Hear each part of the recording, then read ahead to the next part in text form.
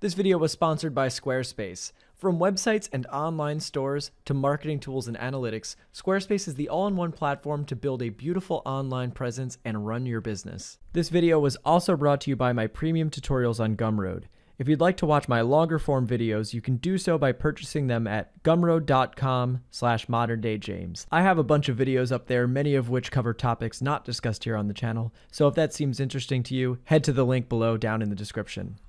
Today we're going to discuss how we can take anatomical reference and modify it so that we can begin to create unique characters from our imagination.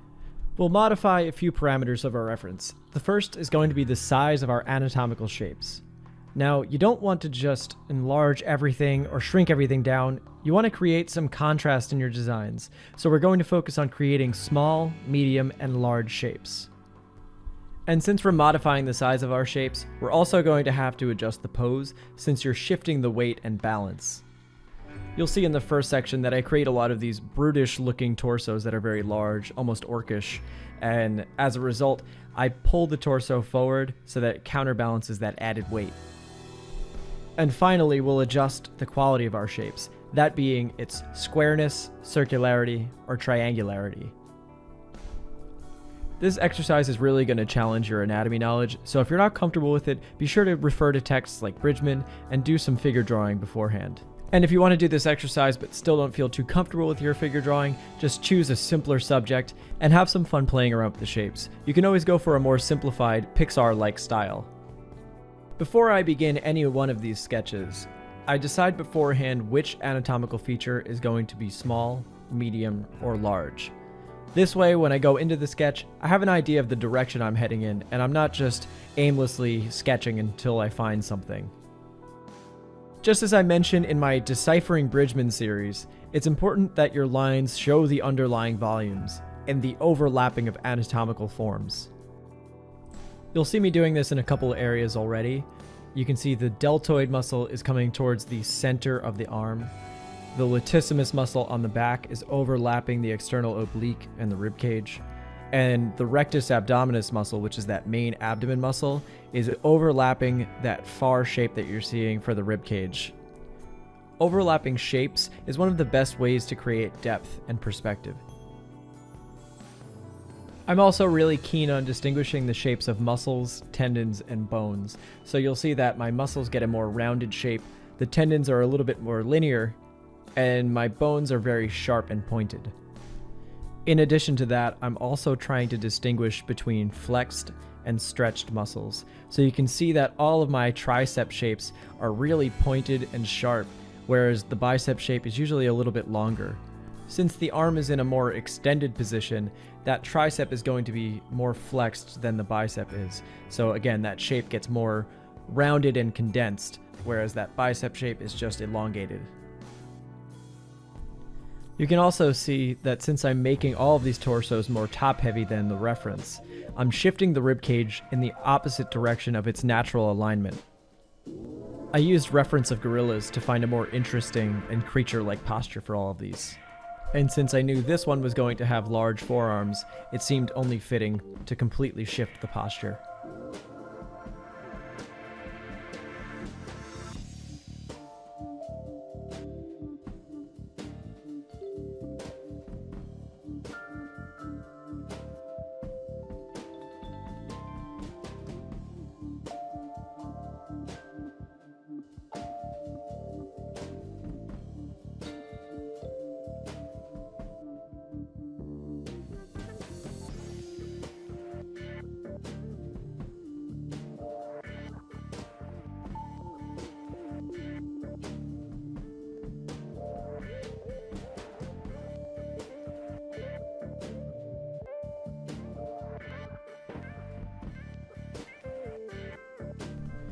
As far as the mechanics of my sketching, I typically draw in shapes somewhat loosely. I then try to think of every line I make as indicating a shadow, and so I tend to place my lines where the value is darker. Although I don't like to over-render my drawings, I always like each form to look as though it has a light side and a shadow side. I also imagine my lines as doubling as edges in painting, where there's a very crisp solid line that represents a hard edge in a painting, so a very clear shift in values, and where I tend to taper my lines off, that functions as a soft edge. So it's easier to indicate a rounded surface by feathering out my line work.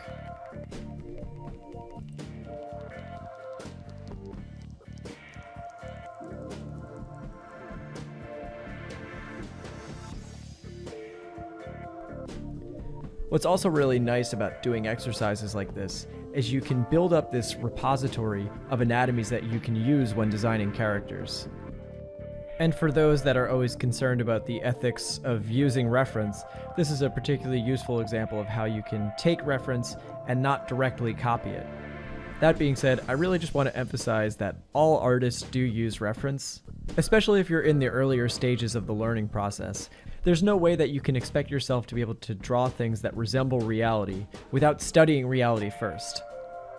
And if you think about the combined number of tasks that you're undergoing when trying to design a character, you're simultaneously trying to draw anatomy, which some people spend their entire lives just improving their ability to draw the figure. And on top of that, you're trying to make characters that have unique shapes, posture, costuming, and a unique backstory. So it's no wonder that we're going to hit a ton of roadblocks along the way.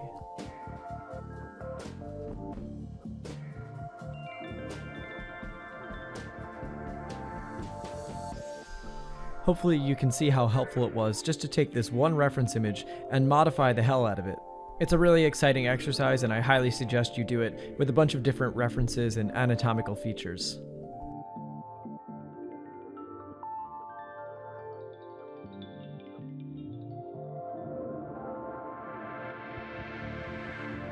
Now let's move on to modifying the quality of our shapes. Once again, I'm going to take a single reference image and then just create several variations on it. Once again, I go into the sketch with a plan. I knew that this one was going to have a more square shape language, so any opportunity I had to make something more rectangular or square, I tried to make it as geometric as I could while staying somewhat organic. Now you can take an exercise like this to various degrees of extremity. I would say the most extreme square shape language you could go for is like a Wreck-It Ralph fist, which is pretty much just a box.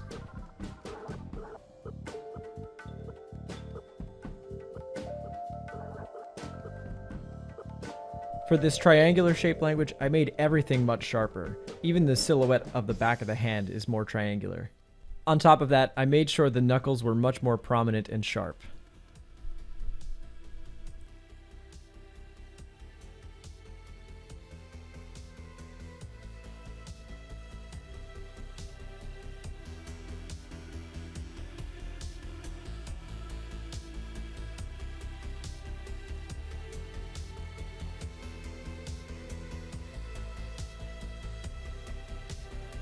For the circular one, my main concern was trying to make it look rounder without making it look too silly.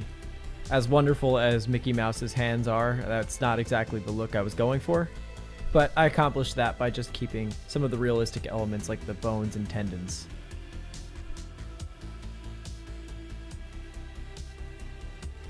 And now I'll do the same modifications, but with feet.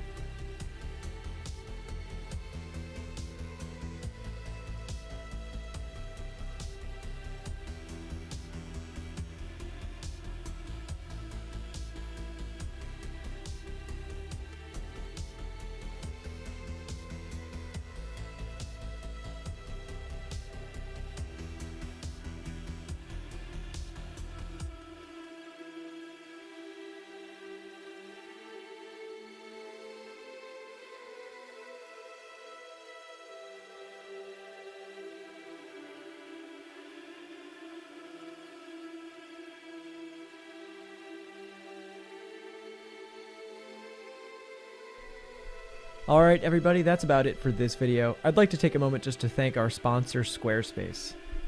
If you're looking to build an online portfolio, consider using Squarespace. They have beautifully designed templates that have been crafted by Squarespace's world-class design team. Adding images into your website is as simple as dragging and dropping them from your desktop into your browser window. Any images hosted on Squarespace can be edited directly within your browser using Squarespace's built-in image editor. Crop, resize, rotate, adjust the brightness, and much more.